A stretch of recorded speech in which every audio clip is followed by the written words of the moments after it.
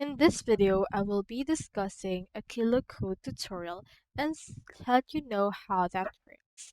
So Kilo Code is something that can help you with all-in-one treaty about coding, which is actually a good option as an add-in for VS Code. It's focused on being a superset, aiming to provide all features of customization and clean interface with added self-aware orchestration and advanced memory banking. So in order to use Kilo Code, you first need to sign up. Click on this sign up option if you don't have an account yet, or click on sign in if you already have one. So let's head over and click on this, and from in there you should be able to see in here this. There's a lot of option that allows you to sign up with KiloCode, including Google, GitHub, GitLab, LinkedIn, Discord, and email.